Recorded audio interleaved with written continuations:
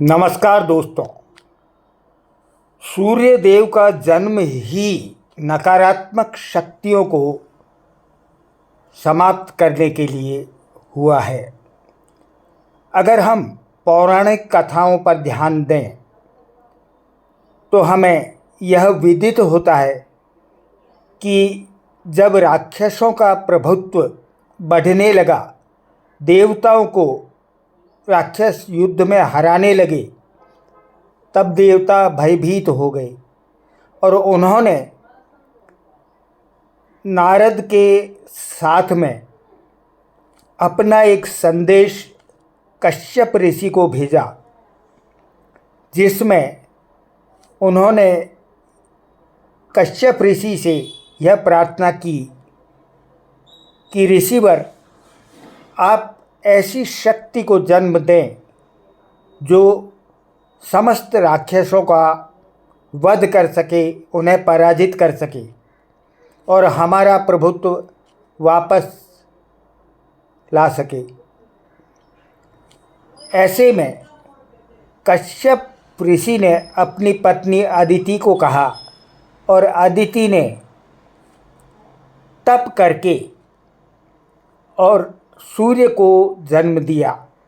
सूर्य ने समस्त राक्षस और उनके समस्त सहयोगियों को नष्ट किया और देवताओं का प्रभुत्व वापस जमाया।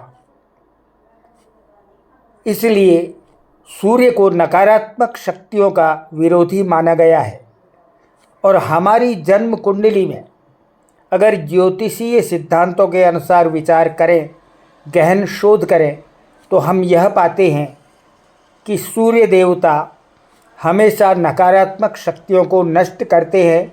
फलस्वरूप हमारी कुंडली में उसी भाव में होते हैं जो भाव हमारे लिए नकारात्मक होता है।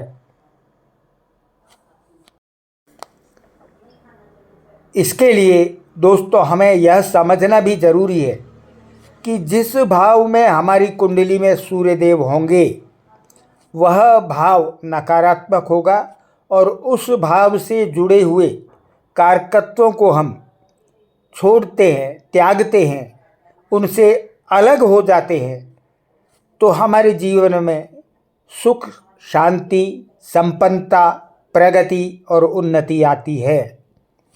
अतः हमारे जिस भाव में भी सूर्यदेव विराजमान हैं या जिस ग्रह के साथ में भी सूर्यदेव विराजमान हैं, उस भाव के और उस ग्रह के कारकत्वों से हमें दूर जाना होगा, उन्हें छोड़ना होगा। तो आज हम जानते हैं सूर्यदेव से कि ये हमारी कुंडली में किस भाव में हैं और हमें किन किन बातों से अलग रहना है, किन किन कारकत्वों से अलग होकर के जीवन गुजारना है, ताकि हमारा जीवन सुखी हो, शांत हो, सरल हो, समृद्ध हो, उन्नत हो, हम प्रगति के पथ पर चलें और सफलता प्राप्त करें। तो आइए जानते हैं।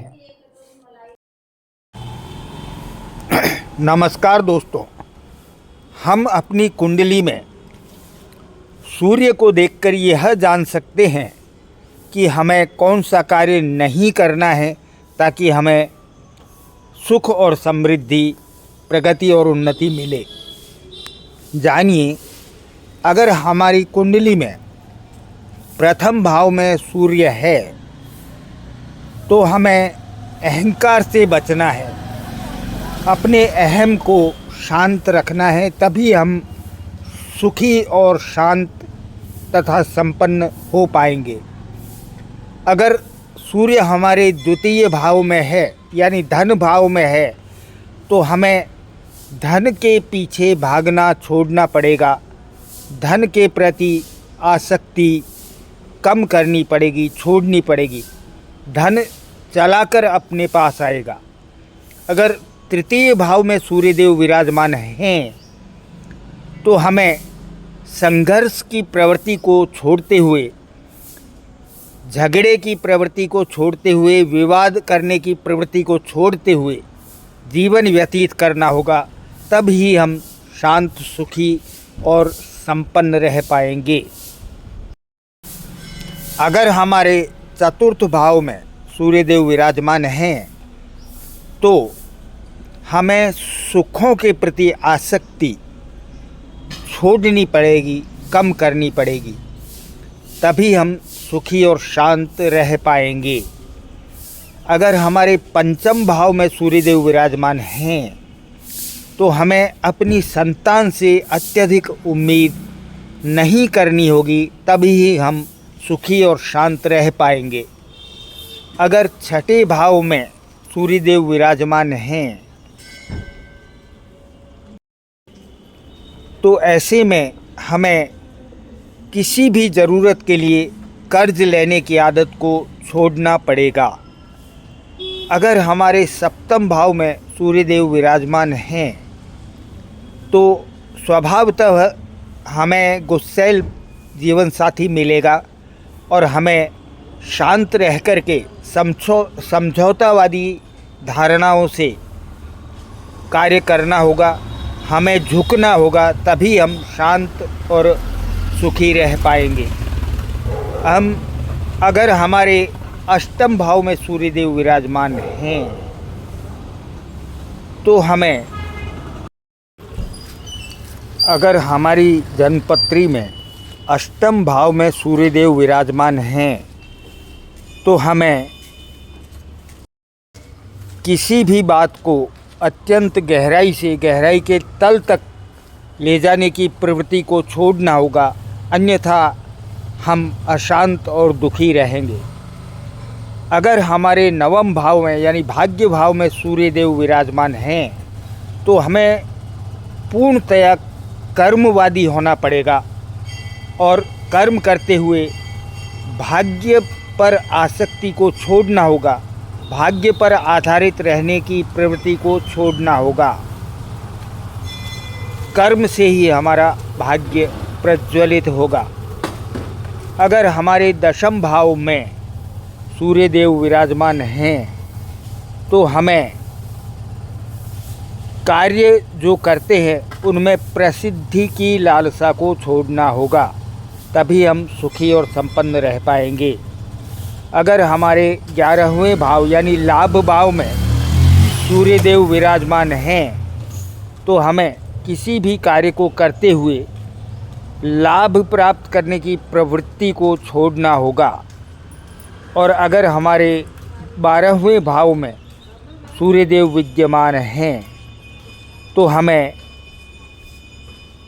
अनावश्यक खर्चे करने की प्रवृत्ति को, अपनी प्रतिष्ठा दिखाने के चक्कर में अनावश्यक खर्चे करने की प्रवृत्ति को छोड़ना होगा, तभी हम सुखी और संपन्न हो पाएंगे। धन्यवाद। नमस्कार दोस्तों, हम अपनी कुंडली में सूर्य को देखकर यह जान सकते हैं कि हमें कौन सा कार्य नहीं करना है ताकि हमें सुख और समृद्धि, प्रगति और उन्नति मिले। जानिए, अगर हमारी कुंडली में प्रथम भाव में सूर्य है तो हमें अहंकार से बचना है, अपने अहम को शांत रखना है, तभी हम सुखी और शांत तथा संपन्न हो पाएंगे। अगर सूर्य हमारे द्वितीय भाव में है यानी धन भाव में है तो हमें धन के पीछे भागना छोड़ना पड़ेगा, धन के प्रति आसक्ति कम करनी पड़ेगी, छोड़नी पड़ेगी, धन चलाकर अपने पास आएगा। अगर तृतीय भाव में सूर्यदेव विराजमान हैं तो हमें संघर्ष की प्रवृत्ति को छोड़ते हुए, झगड़े की प्रवृत्ति को छोड़ते हुए, विवाद करने की प्रवृत्ति को छोड़ते हुए जीवन व्यतीत करना होगा, तब ही हम शांत, सुखी और संपन्न रह पाएंगे। अगर हमारे चतुर्थ भाव में सूर्यदेव विराजमान हैं तो हमें सुखों के प्रति आसक्ति छोड़नी पड़ेगी, कम करनी पड़ेगी, तभी हम सुखी और शांत रह पाएंगे। अगर हमारे पंचम भाव में सूर्यदेव विराजमान हैं तो हमें अपनी संतान से अत्यधिक उम्मीद नहीं करनी होगी, तभी हम सुखी और शांत रह पाएंगे। अगर छठे भाव में सूर्यदेव विराजमान हैं तो ऐसे में हमें किसी भी ज़रूरत के लिए कर्ज लेने की आदत को छोड़ना पड़ेगा।